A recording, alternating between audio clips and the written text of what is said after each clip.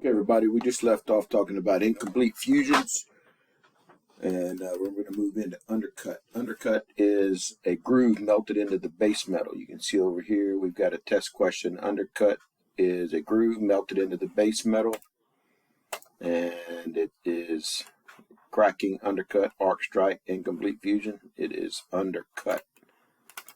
So that's a test question. You want to know it. There's some pictures right here. Here's your bead, a little undercut on either side. What causes undercut? It gives a lot of guys a lot of trouble. It's the result of the arc removing more base metal from the joint face than is being replaced by the weld metal. Travel speed typically is the culprit. Slow down, let your puddle develop, fill in your undercut. Don't long arc, push your rod or your electrode down into the gap, and that way your undercut, instead of being up here so high, it'll be down low, and your puddle will fill it up. There's overlap. Think of a belly going over the belt. When your belly overlaps over your belt, it's overlap. When your weld bead overlaps over your base metal, it's an overlap. Undercutting is caused by improper electrode manipulation. Other causes are too hot, arc gap too long, that's long arcing. Failing to fill it up, that's travel speed, improper angle, and travel speed. So, moving right along, most welds have some undercut that can be found. A little bit's not bad. If it gets excessive, you'll get crushed on your evaluation or your inspection. Just to cover when the melt, right here, we're looking at this test question. When weld metal rolls over onto the plate surface, it's referred to as overlap. I believe we covered that on the last one, but I wanted to make sure that we had some overlap last time and this time too.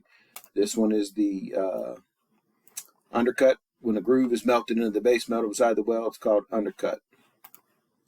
On a groove weld, the bead width should not exceed the width of the groove by more than, that's 1/8 of an inch. Unacceptable fillet welds shown in the figure below.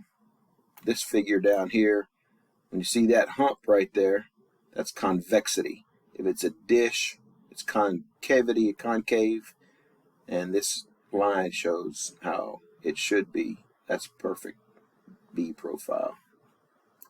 Arc strikes, we all know what an arc strike is. When you're doing your restarts or you're striking your electrode, if you get outside of the groove right here and make an arc strike, that is considered an inclusion and can cause you to be disqualified on your visual inspection. Spatter is another form of welding inclusion. It's made up of very fine particles, and excessive spatter can cause you to pass or not pass a visual inspection. Talking about weld profiles real quick.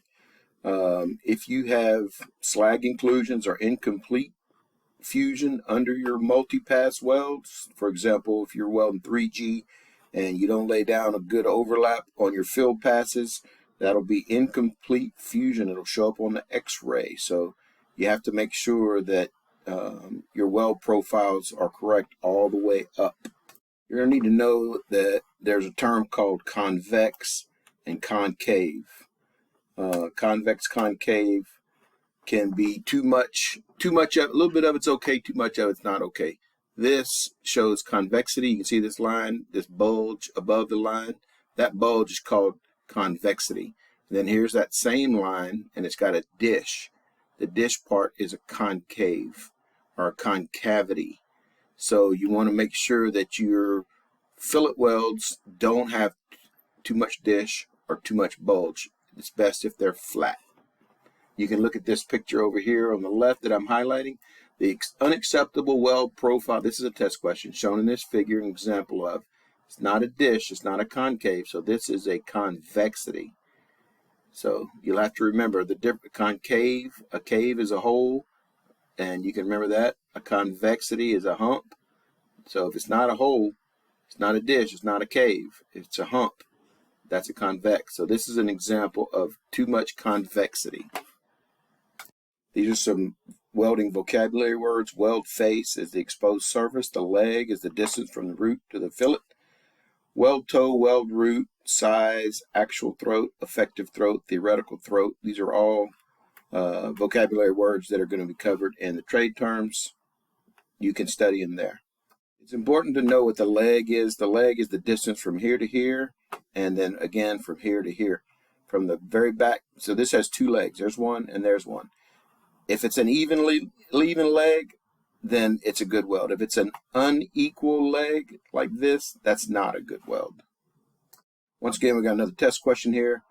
Groove welds should be made with reinforcement not exceeding 1/8 of an inch.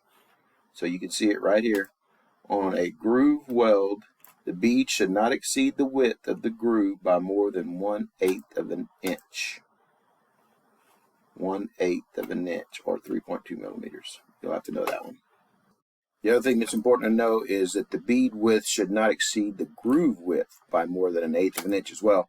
That means when you are filling up your groove weld, you can't overlap out onto the top of your base metal any more than 1/8 of an inch.